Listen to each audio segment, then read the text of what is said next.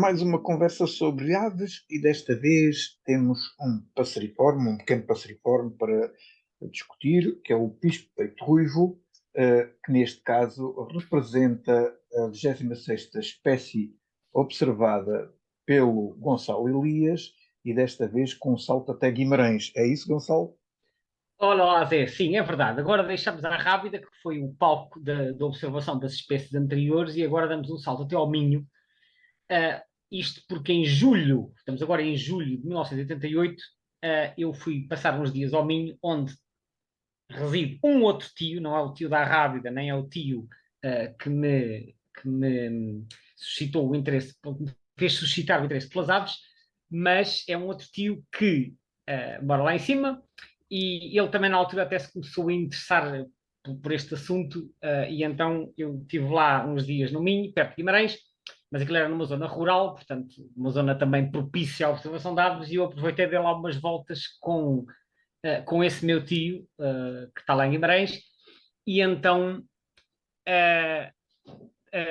isso acabou por ser uma oportunidade para observar espécies diferentes daquelas que eu já tinha vindo a descobrir no Sul.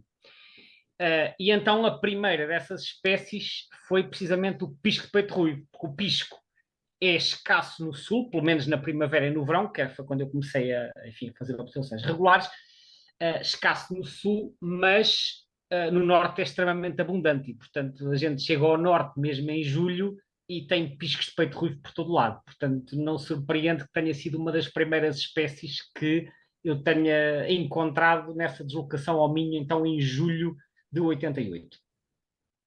O comportamento delas também acaba por ser uma coisa interessante para quem gosta de fazer observação de aves, porque é uma ave relativamente destemida. Sim, é uma ave que se mostra, embora frequente vegetação densa, muitas vezes pousam à vista, pousam a poucos metros das pessoas. Portanto, é uma ave que é razoavelmente conspícua quando pousa à vista, não é que pousa assim nos fios telefónicos, mas pousa às vezes em raminhos, etc.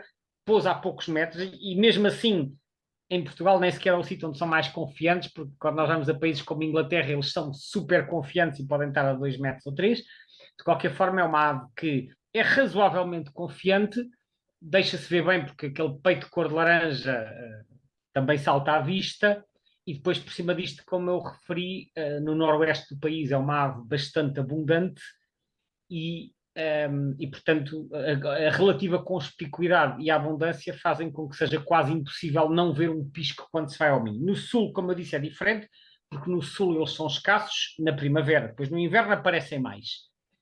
Porque é que eles são mais frequentes no Minho? Porque o pisco de peito ruivo é uma espécie que não gosta de ambientes demasiado secos. E isso explica também a ausência deles como nidificantes na maior parte do sul do país.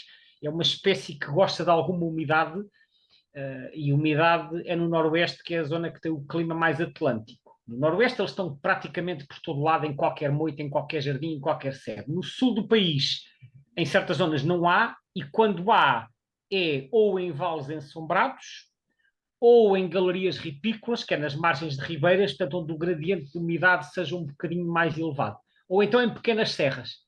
Eles estão ausentes como nidificantes das zonas de planície porque eles não toleram temperaturas elevadas e umidades baixas. Vamos pôr as coisas desta forma simples. Portanto, Mas eles ele, têm, em têm Portugal acabam por ser então um misto de residente e de invernante. sim, sim, em Portugal é assim, portanto, na primavera, descrevendo isto de uma forma sumária, na primavera e no verão, que é na época dos vinhos, eles estão presentes essencialmente a norte do Tejo, sem entrar agora em muitos detalhes, mas, portanto, a norte do Tejo estão na maior parte do país, embora, como eu disse, mais comuns no noroeste. A sul do Tejo são escassos, embora apareçam em linhas de água, apareçam em certas serras, como São Mamede, Monchique, Caldeirão, aparece na Rábida, também aparecem, e depois mais pontualmente em mais alguns sítios, mas grosso modo são mais escassos. Agora, no inverno, o país é invadido, vamos dizer assim, por um enorme contingente de piscos de peito ruivo invernantes. Aliás, eles começam a chegar a partir de outubro, portanto é no outono, invernantes vindos de outros países bem mais a norte, e bem mais a norte, e em alguns casos bastante distantes, como por exemplo da Rússia. Há muitos dados de anilhagem de pisco de peito ruivo, porque são uma ave capturada com bastante frequência. Em Portugal, infelizmente, não há números muito atualizados, porque deixaram de ser publicados, mas eu encontrei alguns números relativamente recentes para a Espanha, e Espanha está numa situação próxima em termos também das populações invernantes que recebe, e então, num dos livros que eu consultei, eles fazem um resumo de um total de 2.100 aves, portanto, piscos de peito ruivo, recapturados com anilha estrangeira, e desses 2.100, mais de 800 eram oriundos da Fino-Escandinávia, a Fino-Escandinávia que é o conjunto da Escandinávia mais a Finlândia, mais de 300 da Alemanha, mais de 200 da Polónia e mais de 200 também dos países do Benelux e ainda um número acima de 50 da antiga URSS. Portanto, dos países da antiga URSS, que inclui Rússia e vários países circundantes. Portanto, nós recebemos muitos piscos vindos de regiões distantes, quer a norte, quer a leste. E, portanto, uma parte considerável dos piscos de peito ruivo que cá vêm invernar realmente falam outras línguas, assim se pode dizer. Depois, há alguns países que estão numa zona de transição, que é o caso do Reino Unido. No Reino Unido, onde também se faz imensa anilhagem, chegou-se a conclusões interessantes. No Reino Unido eles são muito comuns, é um país também bastante úmido, e como eu já referi, eles gostam de umidade. No Reino Unido há uma grande parte da população que é residente e fica por lá todo o ano. Portanto, não se mexem, são sedentários quase. Mas depois há uma percentagem de indivíduos que migram e alguns até vêm invernar na Península Ibérica. Portanto, é aquilo que se chama, a espécie nesse país é o que se chama de ser migrador parcial. Ou seja, há alguns que nidificam e ficam por lá, e há outros que vêm invernar ao sul. Descobriu-se, através da anilhagem, que as fêmeas têm maior propensão a migrar que os machos. Acho que não se sabe muito bem porquê, mas chegou-se a esta conclusão, e que os juvenis tendem a migrar mais do que os adultos. Isto não me surpreende tanto, porque os juvenis, na maioria das espécies, têm uma propensão para explorar e ir em busca de novos territórios. Portanto, talvez isso explique porque é que os juvenis migram mais que os adultos. Mas, portanto, esse aspecto que tu referiste de fêmeas, juvenis e machos, digamos, terem hábitos um bocadinho diferenciados, foi uma das coisas que, quando eu estive aqui a preparar-me para esta nossa conversa, também achei curioso, porque confesso que nunca tinha, assim, digamos, tido uma noção de que uma ave pudesse ter hábitos tão diferenciados em função do sexo. sim, mas atenção, não devemos extrapolar aquilo que se passa com esta espécie para outras espécies. Ou seja, Sim, chegou-se sim, à conclusão que isto é sim. verdade nestas. Sim, sim, mas é importante fazer esta ressalva até para os nossos ouvintes não caírem, se quisermos, neste engano de lá porque isto acontece com os piscos, podemos agora partir do princípio que é igual com todas as espécies. Não é. Ou seja, aquilo, em termos de migração, e em termos de hábitos, aquilo que é verdade para uma espécie pode ser totalmente mentira para outra. Portanto, temos sempre de ter muito cuidado com este tipo de extrapolações. O que se verificou através da anilhagem é que realmente nos piscos de peito ruivo as fêmeas têm mais propensão para migrar que os machos. E é possível que haja outras espécies em que isso acontece, mas só queria deixar esta chamada de Mas atenção. pelo que eu percebi, até mesmo o habitat que eles escolhem para se instalar, digamos assim, também varia um bocadinho em função do sexo, não é? Isso é capaz, por acaso, sobre isso em concreto não li nada. Mas por acaso, agora falando de machos e de fêmeas, li outra coisa muito curiosa, que é um artigo que até foi publicado o ano passado, portanto, que é uma coisa bastante recente, e que traz aqui um aspecto completamente novo e que contraria, se quiseres, uma das ideias mais arraigadas que existem. Como tu deves saber, os piscos são extremamente territoriais, mesmo durante o inverno, enquanto que outras aves se juntam em bando fora da época dos ninhos. Os piscos são territoriais durante todo o ano. Ora, o que se descobriu, através de investigações recentes, é que, ao contrário daquilo que é, vamos lhe dizer assim, a sabedoria convencional, as fêmeas também cantam. Ou seja, existe um bocado aquela ideia que só os machos é que cantam para defender território. E isso será verdade num grande número de espécies.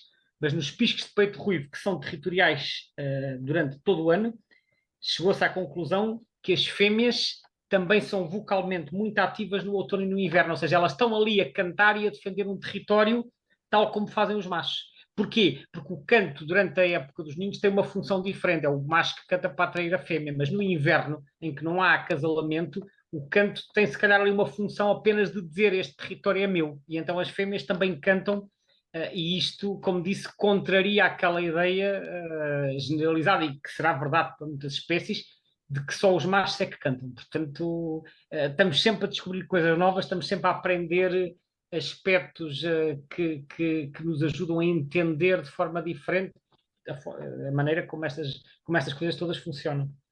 Quem os conhece, digamos assim, instalados em meio urbano, até mesmo nos quintais das casas e coisas do género, sabe perfeitamente que às tantas basta haver uma luzinha acesa no quintal e esses bichos não se calam. Sem dúvida, até porque é assim, eu próprio também já me apercebi disso em diferentes situações, que é assim, estes bichos normalmente não cantam de noite. Há espécies que cantam, como o roxinol comum, de que já falámos outro dia, e outras. Os piscos de peito ruivo normalmente não cantam de noite e só começam a cantar, mesmo na primavera, aquilo que se chama os primeiros alvores, quando começa a aparecer assim uma luzinha no horizonte. Mas isto é se não houver luz artificial. Quando há luz artificial, eu acho que isto altera completamente os ciclos circadianos. As aves podem ficar um bocadinho baralhadas, baralhadas no sentido aqui de não conseguirem distinguir o que é luz natural e o que é luz artificial. E eu já reparei, inclusive, que se houver luz artificial e por cima disso houver nevoeiro, então a confusão ainda é maior, porque torna-se muito. Porque imagina, estás numa situação de nevoeiro e está tudo às escuras. Quando começa a aparecer um bocadinho de luz entre o nevoeiro, as aves apercebem-se e começam a cantar. Mas se houver luz artificial, isso pode mascarar a luz natural. E eu já encontrei casos, por exemplo, de piscos de peito ruivo. Há uns anos, quando morava na região de Lisboa, lembro-me de numa ocasião, em novembro ou dezembro, eu registrei, até escrevi sobre isso no Fórum Aves, era para aí 1h30 da manhã, uma hora de escuridão total, mas havia iluminação artificial e estava lá um pisco de peito ruivo a cantar, e isso registou-se várias vezes ao longo de diferentes meses. Portanto, a luz artificial efetivamente pode induzir o canto, quer nesta espécie, quer noutras espécies, com ou sem nevoeiro. Portanto, efetivamente, eu acho que nós temos sempre, quando ouvimos espécies a cantar de noite, nós temos sempre que avaliar se há ou não luz artificial, porque isso pode alterar comportamentos. Uma das coisas também curiosas, esta avezinha tem sim uma série de particularidades fora do normal. E uma das coisas também é que, pelos vistos, existem sim, alguns registros de reprodução em épocas completamente fora do ciclo tradicional da primavera, não é? Eu isso por acaso não me recordo de ter lido. Isso refere-se a Portugal ou refere-se a Tenho, outro? assim, sim, tenho ideia que, ora, deixa-me cá ver onde é que isto estava, está aqui, que havia aqui um estudo que referia o caso da construção do ninho em outubro e outro de uma cria recentemente saída do ninho no início de janeiro, em Sim, já me 84. lembro. Isso são registros referidos pelo Tait, não são? Portanto, no século XIX, salvo erro. Sim, sim, sim. Ah, sim, sim, já me recordo. É assim, efetivamente existem esses registros, não há, penso eu, informação para dizer se são casos isolados, que tenham sido pontuais, ou se isso existe com mais regularidade. Pode acontecer. De facto, agora já me estou a lembrar, existem efetivamente esses registros pontuais, são casos antigos, não li nada sobre casos recentes em relação à reprodução fora da época, digamos assim, mas às vezes acontece com outras espécies, até, sei lá, às vezes por haver uma situação meteorológica anormal, por exemplo. Um, Pode acontecer, sim. Ok. Mas não há neste momento então nenhum estudo mais recente Recentemente não li que- nada acerca disso, não li. Ok. Mas pode acontecer. Há aqui um aspecto também que já agora gostava de mencionar, que tem a ver com a distribuição, que é relevante mencionar, é que esta espécie ocorre na Madeira e nos Açores. Portanto, é uma das aves terrestres que está presente em ambos os arquipélagos. Ora, isto aqui também levanta algumas questões taxonómicas que são as seguintes. A subespécie que nós temos cá, que aliás é a mesma subespécie em quase toda a Europa, é o Eritacus rubecula rubecula, exceto os do Reino Unido, que são os Eritacus rubecula melófilos.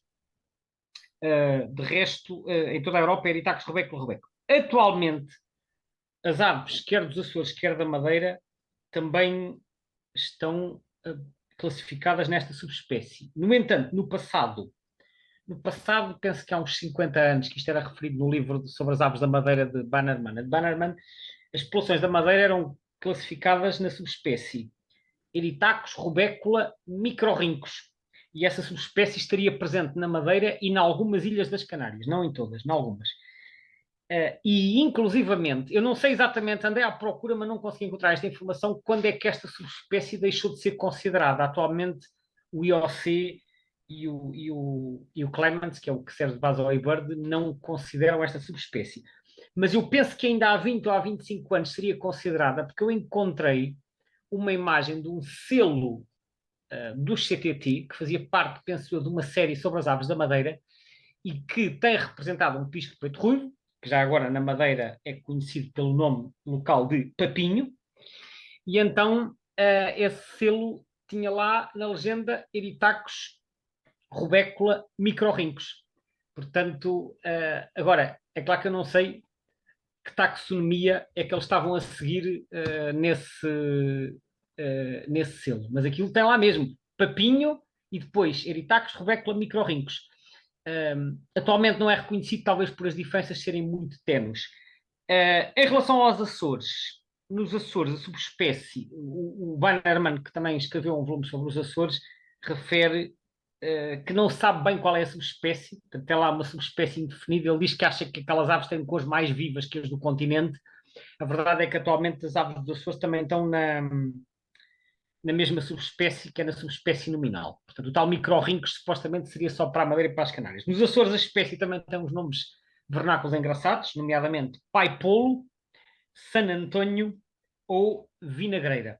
São os nomes mais habituais pelos quais a espécie é conhecida. E uma outra curiosidade em relação aos Açores é que a espécie está presente no grupo oriental, no grupo central, mas está ausente do grupo ocidental, que são as flores e o corvo. Portanto, e isto já era notado desde há mais de 100 anos. Portanto, aparentemente, a espécie nunca terá conseguido colonizar, e digo nunca terá conseguido, porque pelo menos as flores aparentemente oferecem condições boas para a espécie, com vegetação densa e com bastante umidade. Só que o grupo ocidental está muito distante dos restantes grupos e eventualmente nunca lá terá conseguido chegar, não é só um, mas pelo menos alguns piscos a ponto de conseguirem estabelecer uma população nesse grupo. Portanto, estão presentes no Aí grupo. nas ilhas, imagino que sejam considerados residentes. Não é? Sim, sim, sim. Eu penso que não há. Aliás, até li uma nota num dos livros, no Bannerman, a dizer que supostamente teria havido uma ave que teria ido da terceira para outra ilha. Agora já não me lembro se era para São Jorge. Teria havido um movimento interilhas, mas depois ter-se chegado à conclusão que aquilo era um erro de registro, um erro de interpretação da informação e que, portanto, tal não será sido o caso. Portanto, aparentemente, aqueles bichos estarão isolados uns dos outros, mas são frequentes nas várias ilhas. Aquilo tem boa densidade de vegetação, tem bastante umidade, portanto, as condições à partida são favoráveis à espécie, só não conseguiram foi colonizar o grupo ocidental. Ainda que pudesse haver uma ave que fizesse um movimento e que chegasse às flores, uma ave sozinha não se consegue reproduzir, portanto não tem grande futuro. Teria que haver mais. Mas pronto, isto era esta nota então sobre a situação nas ilhas. Uma coisa curiosa de referir, aplica-se aqui no caso dos piscos, porque, pelos vistos, foram de facto estudados nessa matéria, mas também se aplica a muitas outras aves, que é, eles, pelos vistos, são extremamente sensíveis ao campo magnético também, e através das tais proteínas que existem na retina, nos olhos, faz com que eles tenham uma percepção da cor azul diferente conforme a orientação da cabeça. E que isso é uma das, digamos, das coisas que já foi estudada que lhes permite precisamente orientarem-se no espaço. Pois é interessante, esse é um aspecto, essa questão do campo magnético, eu sei que há várias aves que têm sensibilidade ao campo magnético, é um aspecto que eu ainda não aprofundei muito, mas quero ver se aprofundo mais, porque possivelmente vamos encontrar outros casos de espécies que também têm essa ligação ou essa sensibilidade e que isso também tem implicações no modo de vida delas. Pelos vistos, existem umas proteínas que estão associadas à visão da luz azul, que estão afetadas pelo campo magnético. Pois é interessante, tenho que ler mais sobre isso, efetivamente, para poder perceber melhor em que medida é que isso afeta a vida das aves, concretamente. Inclusive, aqui na Wikipédia, julgo eu que tive a ver a referência a esse estudo, incluindo, por exemplo, o facto de que pequenos campos eletromagnéticos poderem afetar essa sensibilidade ao Sim, campo sim, é magnético e muito afetar. interessante, sem dúvida, e eu acho que ainda há muito para descobrir nesse domínio. E pronto, eu acho que neste momento vamos dar por encerrado. Esta avezinha tinha aqui muitas coisas mais. Tinha Se mais pudesse falar coisas, sobre ela, fica para a segunda volta. eu acho que sim, porque Um dia temos que fazer realmente há a aqui segunda muitas volta. curiosidades sobre esta espécie em Temos que particular. fazer. Quando chegarmos ao final das espécies todas, começamos a pensar em fazer uma segunda volta. Ainda vai demorar um Muito... bocado. Sim, ainda vai, mas quando chegar à segunda volta já haverá informação nova para juntar. Sim, senhor. Muito Muito obrigado bem, então a ok. todos que nos ouviram. Gonçalo, muito obrigado por mais esta Obrigado, conversa. Zé. Até à próxima. Até à próxima.